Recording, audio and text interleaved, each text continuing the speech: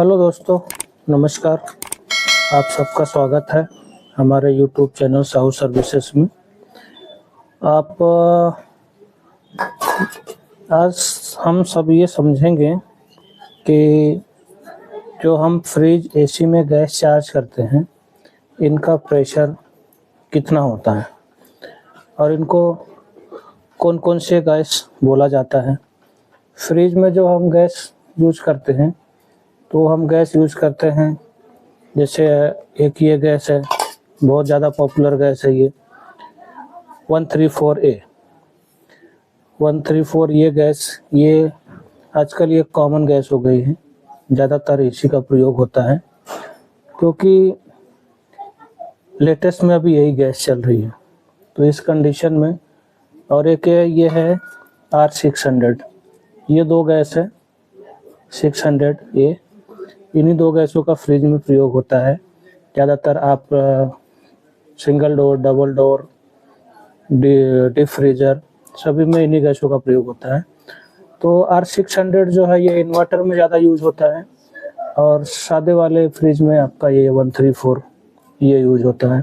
तो ये दो गैस यूज़ होते हैं। तो हम सबसे पहले समझेंगे 134 ये जो ये 134 ये गैस है, इसका स्टैंडिंग, रनिंग, डिस्चार्ज प्रेशर कितना होता है, तो हम इसको समझेंगे। इसका जो 134A का स्टैंडिंग प्रेशर होता है वो 80 से लेके 90 तक, या आप 85, 95 इस टाइप से ये इसका स्टैंडिंग प्रेशर होता है। रनिंग प्रेशर इसका होता है 12 से 15। 12 से 15, कभी कभी आप इसको, जब कंडेंसर कॉइल का प्रेशर मेंटेन हो जाता है तो आप इसको 10 पे भी लॉक कर सकते हैं, फाइनल कर सकते हैं।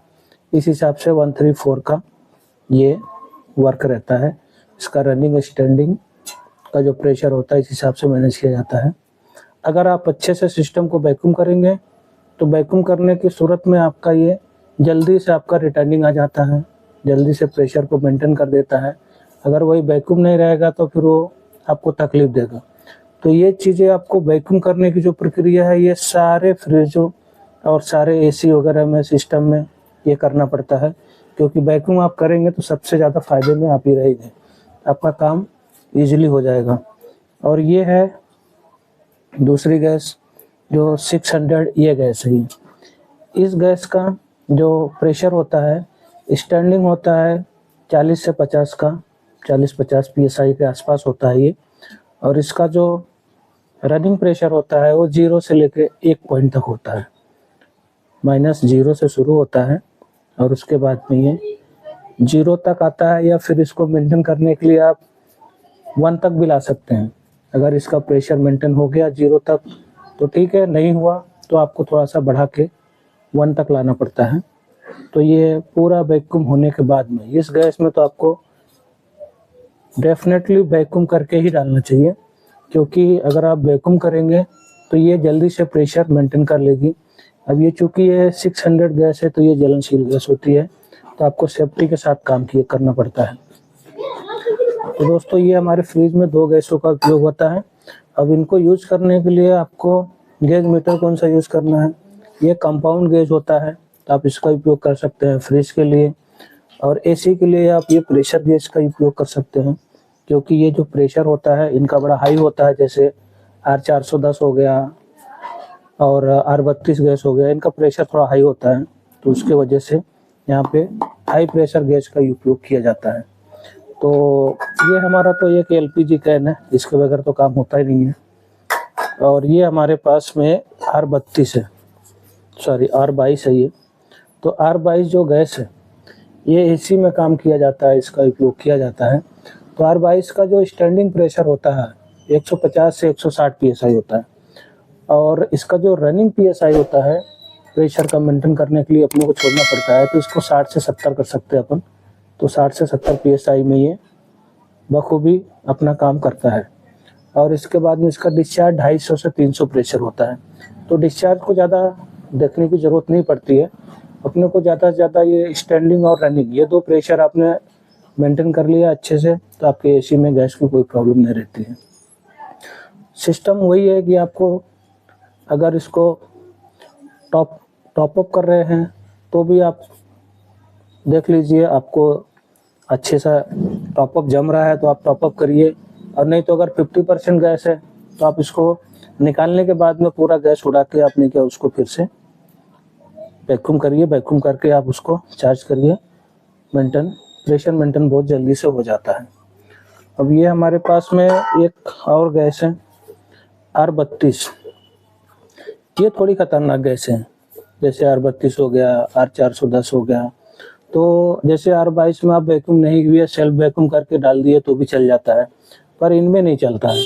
इनमें सेल्फ वैक्यूम नहीं चलता है। इनके लिए प्रॉपर आपको वैक्यूम मशीन लेना पड़ेगा। इस तरीके से एक वैक्यूम मशीन रखना पड़ेगा आपको। तो इसमें कंप्रेसर वगैरह ले आने का झंझट खत्म होता है, इसमें कैरी करने में भी आसान होता है। तो इस प्रकार से आप वैक्यूम मशीन का उपयोग कर सकते हैं। तो R32 और R410 में तो आपको वैक्यूम मशीन का उपयोग करना ही चाहिए सेफ्टी के पर्पज से, क्योंकि ये गैस इतनी डेंजर होती हैं, इनका प्रेशर थोड़ा हाई होता है।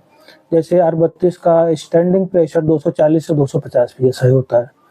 इसका जो रनिंग प्रेशर होता है वो 110 से 115 120 तक होता है। तो अब इतना हाई प्रेशर की गैसें हैं, तो इनको सेफ्टी के साथ यूज़ करना ज़्यादा सेफ्टी के लिए अच्छा होता है। अगर आप जनरली आप सेल्फ वैक्यूम करेंगे, उस टाइम में पूरा वैक्यूम होगा नहीं और आपको प्रेशर मेंटेन करने में बहुत तकलीफ जाएगी। तो इससे अच्छा है कि ऐसा एक सिस्टम रखिए, और प्रॉपर वैक्यूम करिए। 20 मिनट, आधे घंटे, 25 मिनट, आप इतना टाइम तक वैक्यूम करिए। और वैक्यूम करने के बाद में सेफ्टी के साथ आप इसको गैस चार्ज करिए, आपका काम बराबर हो जाता है। और एक हमारी 410 गैस है, 410 ये, वो हमारी अभी टैंक फुल फील्ड में गई हुई है, तो अभी हमारे पास में वो नहीं है, लेकिन उसका प्रेशर भी हम आपको बता देते हैं। 410 का जो स्टैंडिंग प्रेशर होता है 225 से 230, 220 से 230 कर सकते हैं। 5 पॉइंट का आगे पीछे चलता है।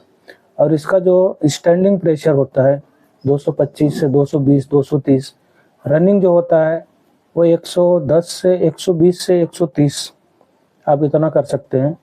मान के चलो कि 120 से 130 इसके बीच में मैक्सिमम आप 130,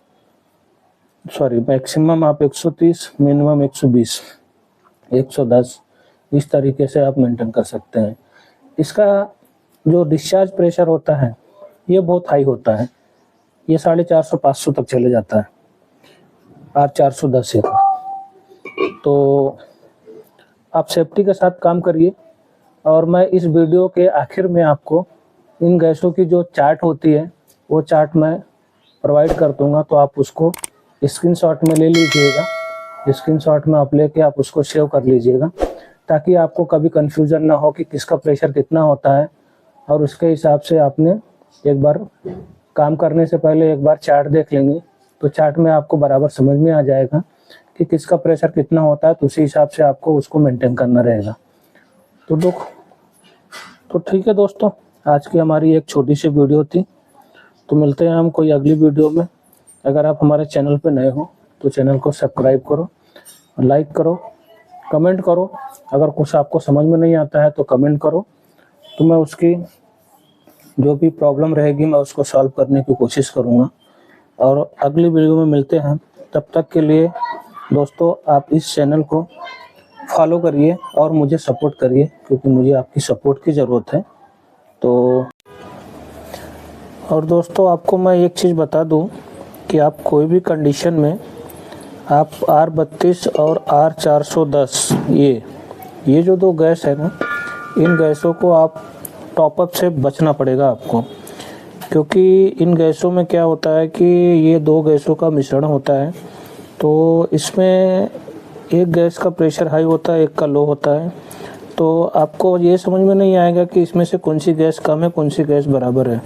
तो उसके लिए आपको किन कंडीशनों में आपको टॉपअप करना है, ये चीज़ आप थोड़ा समझ लीजिए। कि अगर गैस का प्रेशर 70, 80, 90% है, तो उन प्रेशर में कंडीशन में आप टॉपअप के लिए जा सकते हैं। लेकिन अगर 70 के नीचे प्रेशर है 70% पूरे गैस का 70% के नीचे अगर प्रेशर है तो आप उन गैसों को टॉपअप के लिए नहीं जाएंगे।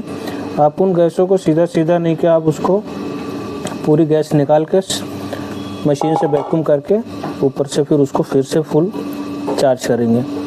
इस कंडीशन में क्या होगा कि आपका काम सक्सेसफुली हो जाएगा, नहीं तो आप टॉपअप पे टॉपअप करते रहेंगे और सिस्टम प्रेशर मेंटेन नहीं कर पाएगा तो आपको प्रॉब्लम हो जाएगी और उसमें एक दुर्घटना होने के चांसेस ज़्यादा होते हैं। तो आप ऐसा ना करें, आप थोड़े से गैस बचाने के चक्कर में आपको रिस्क हो जाएगा। तो इससे अच्छा है कि पूरी गैस को फ्लो कर दें, पूरी गैस को निकाल दें, फिर से वैक्यूम करें मशीन से अच्छे से और फिर उसको अच्छे से लॉक करके गैस को फुल चार्ज करें। आपका काम हो जाएगा और आपको प्रॉब्लम भी बहुत कम आएगी। नहीं तो क्या आप प्रॉब्लम के चक्कर में, आप गैस बचाने के चक्कर में प्रॉब्लम को आप बढ़ाते चले जाएंगे, फिर उसमें कोई भी दुर्घटना हो सकती है। तो इसके लिए आप पूरा गैस को निकाल के नया चार्ज करिए। तो ठीक है दोस्तों, फिर हम मिलते हैं अगले किसी एजुकेशनल वीडियो में। तो आप हमारे चैनल को लाइक सब्सक्राइब करें और फिर मिलते हैं हम अगले कोई वीडियो में। जय हिंद, वंदे मातरम।